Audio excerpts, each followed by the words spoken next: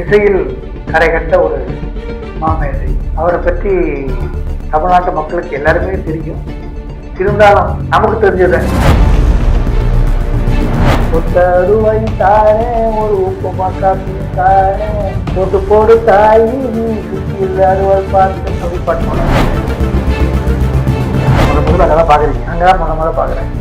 இளையராஜா ஸ்டேஷன்ல நிற்கிறாங்க. பூமோண்டன் எக்ஸ்பிரஸ்ல கோயம்புத்தூர் கச்சேரி முடிச்சு போறாங்க. இது சொன்ன ஞாபகத்துல எனக்கு ஒரு உரிமை. சாதாரண ஒரு குடும்பத்தில் வந்து ஒரு பின்தங்கிய குடும்பத்தில் வந்து இவ்வளவு தூரம் சாதிச்சிருக்காங்கன்னா அது தமிழ்நாட்டு மக்களுக்கு தெரியும், நமக்கும் தெரியும். கலைஞர்கள் ஒவ்வொரு இன்ஸ்ட்ருமெண்ட்டும் சேரும்போது இந்த பாட்டு அப்பத்தான் முழு வடிவம்.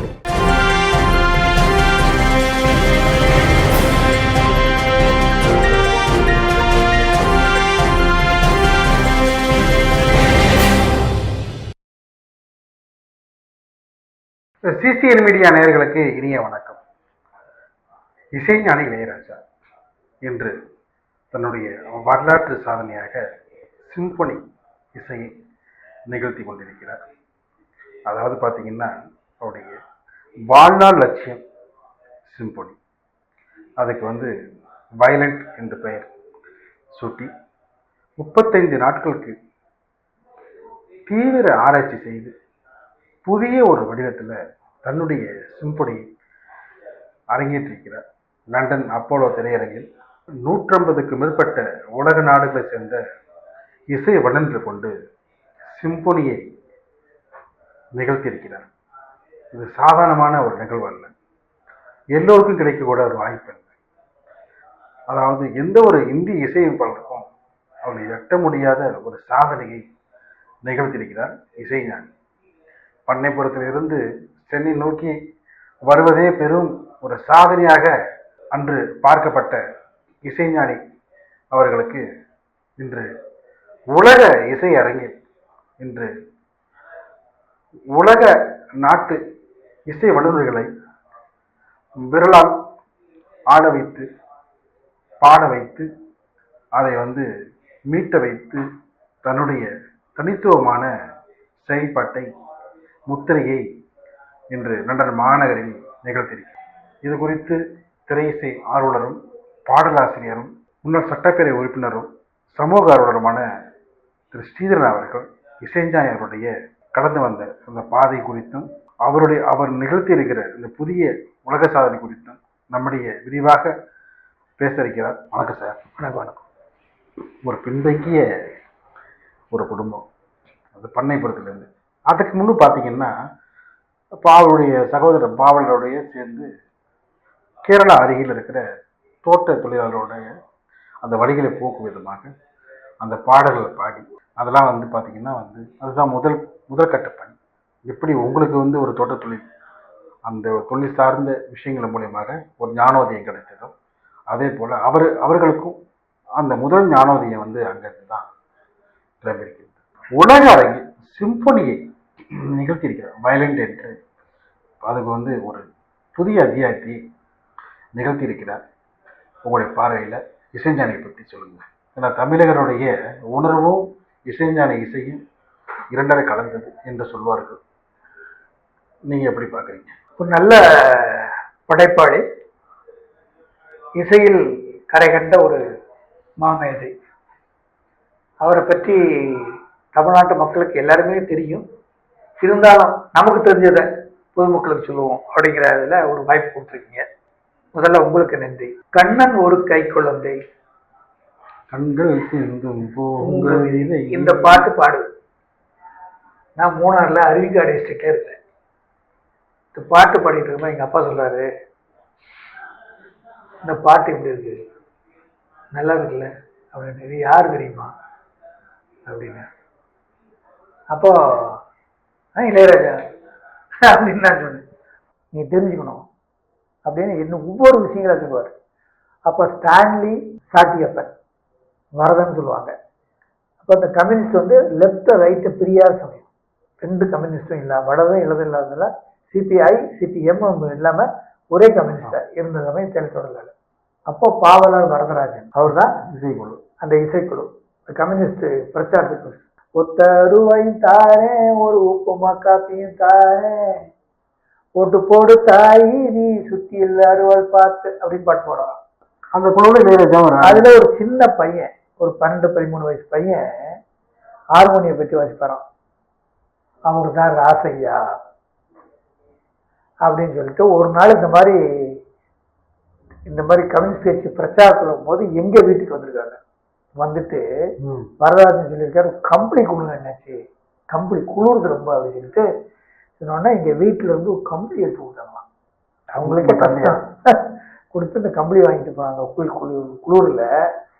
அப்பேற்பட்ட அப்போ நான் கூட கேட்டேன், என்னென்ன எப்படி இருக்கீங்க, இல்லைன்னே நம்ம பண்ண போகிறோம் உங்களுக்கு ஊர் பையன் இப்போ தான் சும்மா காரமலை விட்டு வாசித்துட்டு இருக்கான். இவனை ஏதாவது மியூசிக்கு படிக்க வைக்கலன்னு சொன்னால் வசதி வாய்ப்பு இல்லை. ஆனால் அவனே வாசித்துக்கிறான், அவனே பண்ணிக்கிட்டு இருக்கான். சின்ன பையன் அது அப்பப்போ பெண் குரல்லையும் பாடுவான். இப்படியே கதை போய்கிட்டு இருக்கேனாச்சு அப்படின்னு சொல்லிட்டு அந்த தோழனே அப்படின்னு சொல்லிட்டு அப்போ எங்கள் அப்பா வந்து அந்த கம்யூனிஸ்ட் தலைவர் இல்லை, கிளைக்கழகத்தில் தலைவர். இந்த மாதிரி கம்யூனிஸ்ட் போடும்போது இவங்கெல்லாம் ரொம்ப ஒன்றாயிட்டாங்க. பண்ணைப்புறத்துக்கும் மூணாவது எவ்வளோ தூரம் சார்? அப்போ என்ன ஒரு 2 மணி நேரம் தான். மலையடி வாரம் தான், மலையடி வாரம் 3ஆவது மலை, இது மலையடி வாரத்தில் வந்துடுவாங்க. அங்கே தான் இது பண்ணிட்டு இருப்பாரு. அப்போ சொல்லியிருக்கும்போது அப்போ தான் சொன்னாங்க, சின்னசாமின்னு ஒருத்தன் இங்கேருந்து போயிருக்கான் மெட்ராஸுக்கு, அவன் கூப்பிட்டுருக்கான், இந்த பையன் போகிறான்றான், என்ன செய்யணும்னு தெரியல யோசிச்சுட்டு இருக்கேன். பாரதி ராஜா அந்த சின்னசாமிங்கிறது பாரதி ராஜா இப்படி பேசிக்காம நான் தோழர்கள்ட்ட இப்படி பேசியாருன்னா இதுதான் பாரதி ராஜா இளையராஜா கதை அப்படின்னு சொல்லி அதை சொன்னார். எனக்கே ஆச்சரியமா இருந்துச்சு. அப்படின்னு சொல்லிக்கிட்டு எங்க அப்பா அந்த சிச்சுவேஷன் எப்படின்னா, எங்க அப்பா ரெங்கப்பட்டியே தோல்ல வச்சுட்டு இருக்காரு, என்னையே ஸ்கூல் கூட்டிட்டு வர்றாரு பால்பாறைக்கு. அப்போ நீயே ஒரு காலத்துல இந்த மாதிரி பெரிய ஆளா வரணும், நீ இதே தேயிலை தோட்டத்துல இருந்து போய் அவங்க பெரிய ஆளாகி இன்னைக்கு கண்ணன் ஒரு கை குழந்தை இந்த பாட்டு வந்து உலகம் போலாம் கேட்குது பாரு, இது இது இசையமைச்சது சாதாரண ராசையா, அவங்க அண்ணன் தான் இதுக்கு பிள்ளையார் சொல்லி போட்டது. அவ்வளவு கஷ்டத்துலையும் அவங்க வந்து அந்த கம்யூனிஸ்ட் பிரச்சார மேடைகளில் ஒவ்வொரு குளிர்லையும் மழையிலையும் பொருட்படுத்தாமல் அந்த தோழக்கம் தோழக்கம் வச்சு தான் அடிச்சுட்டு இருப்பாங்க. வேறு எந்த இன்ஸ்ட்ருமெண்ட்டும் அவங்க கிடையாது. அடித்து இந்த மக்களுடைய கவனத்தை ஈர்த்து அப்போது ஓட்டை வந்து கம்யூனிஸ்ட்டுக்கு சுத்தியிலறி வளர்த்துக்கு போட வச்சு ஒரு பெரிய மாற்றத்தையே உண்டாக்குனாங்க இந்த மலைப்பிரதேசத்தில் அப்படின்னு இதுக்கு ஒரு வரலாறு இருக்குது. அதனால் எல்லாருக்குமே எல்லாமே இருக்குது, நம்ம முறையாக பயன்படுத்தணும். அந்த இசையோடைய ஆளுமையை பாருங்க அப்படின்னு சொல்லி சொன்னார். இப்போ நம்ம நடந்து போகிறோம், இந்த நடந்து போகிறது வீணாகாது, வீண் போகாது. நம்ம சந்தையார் சொன்னது நம்ம இப்போ நடந்து போகிறோம், கஷ்டமாக நடந்து போகிறோம், தண்ணி வந்தால் கூட ஓடையில் போய் தண்ணி தான் எடுத்து அப்படியே மொண்டு இப்படி குடிக்கணும், அப்படி குடிக்கணும். இது வந்து வீண் போகாது அப்படின்னாரு. எனக்கு இன்னும் ஞாபகம். அப்போ இந்த கதையை சொன்னார். கட் பண்ணுங்க. இப்போ நான் வால்பாறையில் படித்து முடிச்ச உடனே 75-76 மெடிக்கல் காலேஜ் சீட் போடுறேன், அப்ளிகேஷன் போடுறேன். அப்ளிகேஷன் போடுறோன்னா 5 மணிக்கு மெட்ராஸில் இருக்கணும். ஆனால் 5 மணிக்கு தான் நான் மெட்ராஸ் கோயம்புத்தூர்ல இருக்கேன். லாஸ்ட் டேட் 5 மணியோட முடிஞ்சு போச்சு. ஆனால் 5 மணிக்கு முடிஞ்சு 5-6 மணிக்கு நான் நின்றுட்டு இருக்கேன், அப்ளிகேஷன் மூடி ஒட்டி வச்சுட்டு இருக்கேன். வேஸ்டா போச்சு அப்படின்ட்டு. எனக்கு வருமானம் இல்லை, ஃபர்ஸ்ட் வயசுல அவ்வளோதான் கிடைச்சது, வாங்க முடிச்சது. காசு பார்த்து வாங்கி அலைஞ்சு தெரிஞ்சு வாங்கி கொண்டு வந்து அந்த கவரை ஒட்டி முடிக்கிற மணி 6 ஆச்சு. என்ன செய்யணும் முடிஞ்சு. அப்போ சரி கிழிச்சு போட்டு முயற்சி பண்ணோம், ஒரு திருப்தி. முயற்சி பண்ணோம், நம்முடைய எளிமைக்கு இவ்வளோதான் முடியும், முயற்சி பண்ணோம் அப்படின்னு சொல்லி ஒரு இதாக இருந்தது. அப்போ அங்கே ஒரு இந்த கவர்மெண்ட் ஆஸ்பத்திரி கோயம்புத்தூர்ல ஒரு டாக்டர் சொன்னார், ரயில்வே ஸ்டேஷன் பக்கத்தில் இருக்கு, 8 மணிக்கு ப்ளூ மவுண்டன் ட்ரெயின் வரும், இங்கே கிழிச்சு போடுறதுக்கு ட்ரெயினில் கொடுத்து விடு, ட்ரெயினில் போகும்போது தான் கிழிச்சு போட்டு வேணாது. அதே மீறி எவனா கூட மெட்ராஸில் போட்டான்னா அவன் கிரிக்கிட்டும், அதே மீறி அதை கூடிய அந்த அப்ளிகேஷன் போய் கவர்மெண்ட்ல கொடுத்தானா அவன் கிழிச்சு போட்டு போயிடுறான், எதுக்கு இங்கே கிழிச்சு போடுற அப்படின்னு தமாசா சொன்னார். அந்த வார்த்தை வந்து உங்க தன்னம்பிக்கை ஏற்படுத்தி உடனே டமான சினிமா ரொம்ப ஓடுறேன், தமாஷான வார்த்தை தன்னம்பிக்கை மாறி போச்சு. ஓடுனா பார்த்தா அங்க ஒரு கருப்பா ஒல்லியா லீனா ஒல்லியா ஒரு மனிதர் இருக்காரு, அவர் தான் இளையராஜா. நான் சொன்ன ராசையா எங்க அப்பா சொன்னதை கனெக்ட் பண்றேன். அங்க நின்று இருக்காரு, பக்கத்துல சசிரேகா பாடிக்கிட்டு இருக்காங்க, அங்க இசைக்குழு ஒரு ஸ்டேஷன்ல நிக்கிறாங்க. முதல்ல அங்கதான் பாக்குறீங்க? அங்கதான் முத பாக்குறேன் இளையராஜா ஸ்டேஷன்ல நிக்கிறாங்க. கோயம்புத்தூர் ரயில்வே ஸ்டேஷன்ல ட்ரெயின் பூமோண்டன் எக்ஸ்பிரஸ்ல கோயம்புத்தூர் கச்சேரி முடிச்சுட்டு போறாங்க, மெட்ராஸ் வராங்க. அங்க நின்று இருக்காங்க. இது சொன்ன ஞாபகத்துல எனக்கு ஒரு உரிமை, டக்குன்னு அவர்கிட்ட போய் இளையராஜா சார், எம்பிபிஎஸ் அப்ளிகேஷன், என்னுடைய அப்ளிகேஷன் இன்னைக்கு லாஸ்ட் டேட் ஆகி போச்சு, இப்பதான் எனக்கு வாங்க முடிஞ்சது, உங்களால முடிஞ்சது மெட்ராஸ்ல வந்து போட்ட முடியுமா கேட்டேன். வாங்கி ஒருத்தர் ஒரு யாராவது கொடுத்தாரு, இந்தா அப்படின்னு கொடுத்தாரு. சரிங்க சார் வந்துட்டேன், நான் போடுறேன் எதுவுமே சொல்லல, வாங்கிட்டு சிரிச்சு கொடுத்துட்டாரு. எனக்கு மேட்டர் முடிஞ்சு போச்சு, கொடுத்துட்டேன். அந்த என்ன ஒரு அதிசயம் பாருங்க, அவங்க பொறுப்பா அதை வந்து மெட்ராஸ்ல வந்து 6 மணிக்கு ட்ரெயின் வரும், அந்த நேரத்தில் 6 மணிக்கு போஸ்டர் திறந்துருக்காரு, ஏதாவது ஒரு போஸ்ட் பாக்ஸ் பார்த்தா தேடி போடணும். அந்நேரத்துல அந்த 6 மணிக்கு அந்த போஸ்ட்ல பார்த்து இந்த போஸ்ட்ல இந்த கவரை கொண்டு போய் போட்டுருக்காங்க. அவன் காலையில 10 மணிக்கு எடுத்து ஒரு மத்தியானம் 2 மணி 3 மணிக்கு ஒரு 4 மணிக்கு அந்த மெடிக்கல் போய் இது சேர்ந்துருக்குது. ஆனா முதல் நாள் 5 மணிக்கு லாஸ்ட் டேட் ஆகி போச்சு. ஆனா என்னுடைய யோகம் பாருங்க, பரவாயில்லன்னு எடுத்துட்டாங்க, சேர்த்துக்கிட்டாங்க. உங்களுக்கு வந்து இளையராஜா வந்து பெரும் ஒரு உதவி செஞ்சிருக்காரு, அவருக்கு தெரியுமோ தெரியாது, மறந்துடப்பாரு என்பது இல்லை, ஆனா எனக்கு தெரியும். அன்னைக்கு போட்டது தமிழ்நாட்டிலே கடைசி மாணவனா எனக்கு இன்ட்ரி இருந்துச்சு.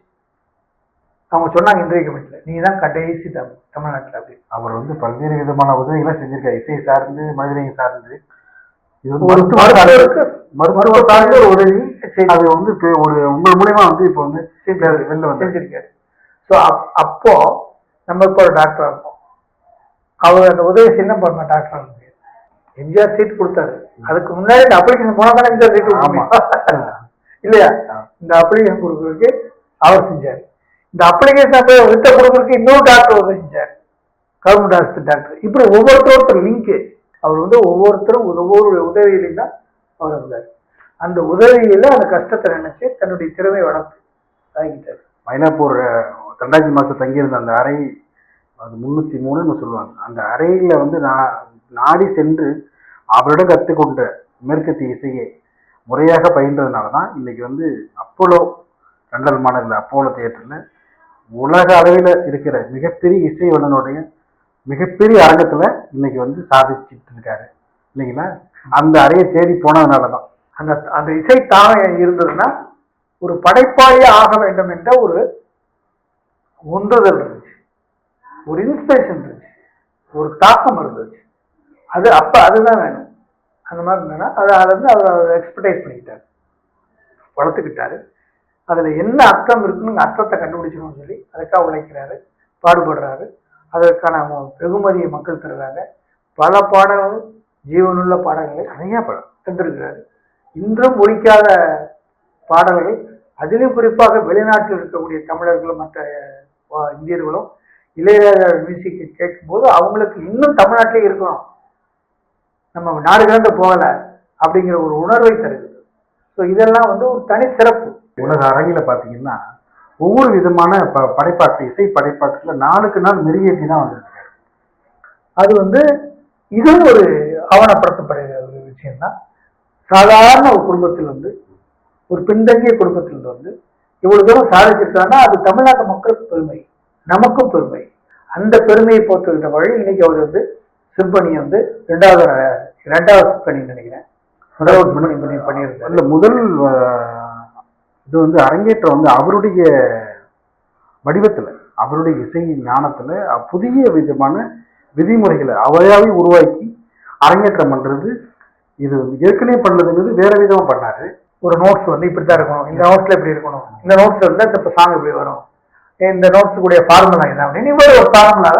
அந்த காலத்துல ராகங்கள் எத்தனைன்னு சொல்லி 72 ராகங்கள் இருந்தது இல்லையா? அந்த ராகங்களை உண்டாக்குன நம்முடைய முன்னோர்கள் மாதிரி இவங்க ஒரு ராகத்தை ஒரு ஃபார்முலாவோ புது ஃபார்முலாவோ கண்டுபிடிச்சிருக்காரு. தன்னுடைய எக்ஸ்பீரியன்ஸ் வச்சு ஒரு ஃபார்முலா பண்ணியிருக்காரு. இப்ப இதுல இருந்து அடுத்த சந்ததிகள் இதை வந்து டெவலப் பண்ணுவாங்க. இதுதான் வளர்ச்சி. இதுக்கு முன்னாடி பரிணாம வளர்ச்சி. மொசாட், பீத்தோவன் எல்லாம் பார்த்தீங்கன்னா சிம்போனியை வந்து படைத்திருந்தாலும் அதுலேருந்து வந்து தன்னுடைய பங்களிப்பா தன்னுடைய வந்து புதிய ஒரு ஸ்டைலாக இதை வந்து அரங்கேற்றிருக்காரு. ஆமா, அப்படிதான் அவங்க வந்து இதெல்லாம் வந்து இது வந்து ஒரு வரப்பிரசாதம் நாட்டு மக்களுக்கு, இசை ஆர்வம் உள்ளவங்களுக்கு, இசையுடைய அந்த அந்த ஆளுமைக்கு நாளைக்கு இன்னொரு பரிணாமம் இன்னொரு ரூபத்துல வருவதற்கு இதெல்லாம் ஒரு ஆவணமாக, ஒரு எடுத்துக்காட்டாக, ஒரு பைபிளாக, ஒரு பகவத்கீதையாக இது இருக்கும். இதை ரெஃபரன்ஸா வச்சு இதுல வந்து நான் இன்னும் வருங்கால சந்ததிகள் இந்த நோட்ஸை ஃபாலோ பண்ணி எப்படி இந்த சிம்பனி அமைச்சிருக்காங்க, இது என்ன ஆர்டர்ல அமைச்சிருக்காங்க, எப்படி நோட்ஸ், என்ன நோட்ஸ், பல்லவிக்கு நோட்ஸ், இந்த நோட்ஸ்ல எத்தனை நோட்ஸ்ல ஒரு ஒரு பல்லவி வந்துருக்கு, இந்த நோட்ஸ்ல என்னென்ன பண்ணியிருக்காரு. நீங்க சொல்றப்பதான் வந்து இந்த சாயல்லே வந்து இந்த திரைப்படங்கள்ல நிறைய பாடல்லாம் அமைச்சிருக்காரு. நிழல்னு படம், அந்த படத்துல பாத்தீங்கன்னா வந்து சந்திரசேகர் அவர்கள் வந்து இசை கலைஞரா நடிச்சிருப்பாரு, இசையமைப்பாளரா வரும். அப்போ வந்து அதே இந்த சிம்போனி சாயல்லே அவர் ஒரு பாட்டு அமைச்சிருப்பாரு. அது பாத்தீங்கன்னா வந்து பல்லவி சரணமா வந்து இயக்குனர் மணிவண்ணன் இருப்பாரு, ரெண்டாவது சரணத்தை ஆடி இருப்பாரு. அது வந்து பாத்தீங்கன்னா முழுக்க முழுக்க அது படமாக்கப்பட்ட விதமே பாத்தீங்கன்னா அந்த இசைக்கலைஞருடைய பியானோ, இந்த ஹார்மோனியம், இது முழுக்க முழுக்க பாத்தீங்கன்னா கடற்கரை ஓரத்துல இருக்கும். சதசேர் வந்து துள்ளி குதித்து பாடுவார். மடை திறந்து பாடும் நதி அலைனா, மனந்திறந்து கூவும் சிறு கோயில்னா, இசைக்கலைஞன் என் ஆசைகள் ஆயிரம் நினைத்தது பழித்தது. இது அந்த ஸ்டைல் பாத்தீங்கன்னா அப்படியே வந்து இந்த சிம்போனி சாயல்லே இருக்கும்.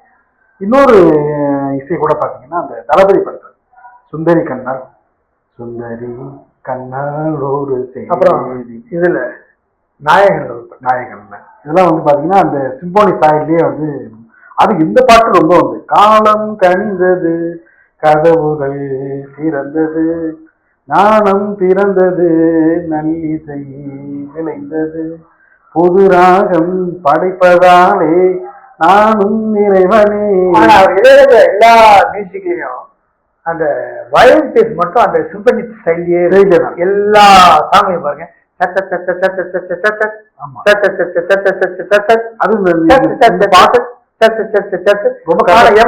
வேற மாதிரி போட்டிருப்பாரு, ஸ்லோ பண்ணி கிரசண்டோல பண்ணுவாரு, மெல்ல கிரசண்டோ போயிட்டு கிரசண்டோ பண்ணி ஸ்லோ பண்ணி டேப்பர் பண்ணி கொண்டு வருவாரு.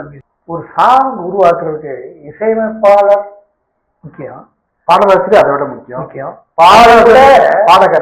பாடகர்கள் முக்கியம். அதோட இது ஒரு டீம் ஸ்பிரிட். அதாவது அதை விட அந்த கலைஞர்கள் ஒவ்வொரு இன்ஸ்ட்ருமெண்ட்டும் அது சேரும்போது அந்த பாட்டுக்கு வந்து அப்படியே மெருகு, அப்பதான் அது முழு வடிவம் கிடைக்கும். அப்போ அதனுடைய அந்த சில வாய்ஸு, அப்புறம் பேஸ் கிட்டாரு, ஃப்ளூட்டு, அந்த மாதிரி கிட்டாரு, அந்த மாதிரி சினாய், இதெல்லாம் வந்து சேரும்போது இந்த காம்போசிஷன், அந்த ஆர்கஸ்ட்ரேஷன், இதெல்லாம் சேரும்போது அந்த சிச்சுவேஷன் அந்த மாதிரி அப்போ அந்த டைரக்டர் என்ன சொல்றாரு, எப்படி சொல்றாரு, இது எல்லாருமே பங்கு. அப்படி இதெல்லாம் பங்கு பெற்று எல்லா மொழி வடிவம் கொடுத்துதான் அது எல்லாருடைய கான்ட்ரிபியூஷன் வந்த பிறகு அந்த சாங்கா முழுமை பெறும். அந்த முழுமை பெற்ற சாங்கை கேட்கும் போதுதான் நமக்கு ஒரு திருப்தி இருக்கும், ஒரு மனமகிழ்வு இருக்கும். ஆனா இதற்கு அந்த திருப்திக்கு பவுண்டேஷன் போட்டது அந்த மியூசிக் டைரக்டர். அந்த டியூனும் அந்த டியூனை அழகுபடுத்துறது அந்த படம் ரசிகர். இப்படிலாம் வந்து ஆனால் இது எல்லாருக்குமே பங்கு உண்டு. இளையராஜா பாட்டுல எத்தனையோ பாட்டு நிறைய, ஒன்றுல ரெண்டு போட்டிருப்பார். ராசாவே ஒன்னு அது வந்து கிராமத்து சூழல்ல உள்ள பாடல்கள். சிம்போனியே பாத்தீங்கன்னா நிறைய அந்த சாயல்லையே நிறைய பாடல், என் இனிய பொண்ணு இல்லாம, அதுபோல பாத்தீங்கன்னா நினைவு ஒரு புன்னைய மன்னர் முழுக்க முழுக்க வேற விதமா இருக்கும். அது வந்து வேற விதமா கொண்டு போயிருப்பாரு. அது வந்து தமிழ் இசை திரைப்படங்கள்லயே இசைக்குன்னு உள்ள படங்கள்ல அது ஒரு படம். அதுல வந்து நிறைய விஷயம் வந்து பண்ணியிருப்பாரு, ஒன்று ரெண்டு.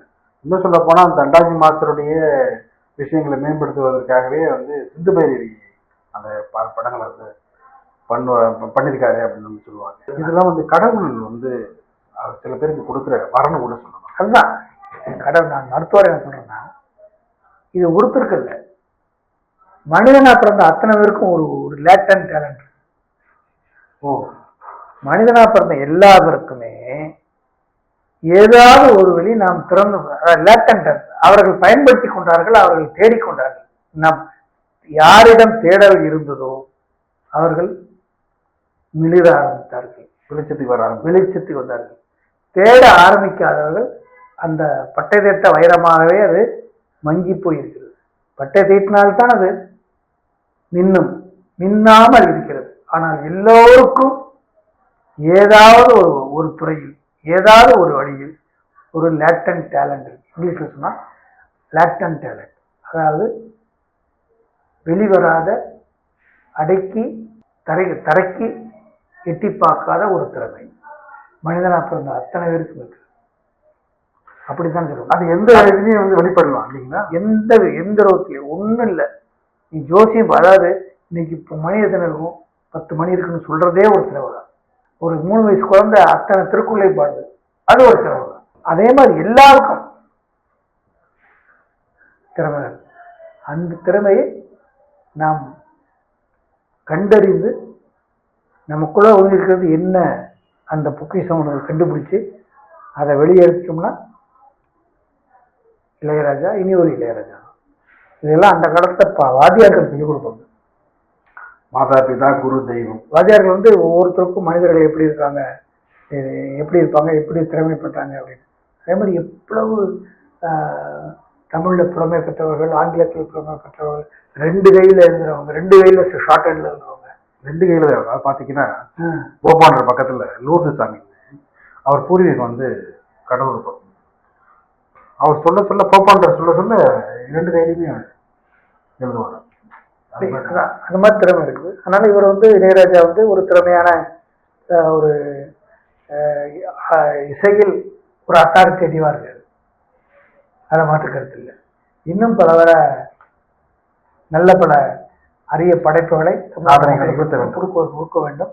அதெல்லாம் நமக்கு வந்து மக்களுக்கும் சந்தேகருக்கும் வெகுவாக பயன்படும், ஆவணத்தில் இடம்பெறும். நாளைய வரலாறு அவரை பாராட்டும், நாளைய சமுதாயம் அந்த வரலாற்றை படிக்கும், பெருமை கொள்ளும், அனுபவிக்கும், ஆனந்தப்படும் என்பதுதான் உண்மை.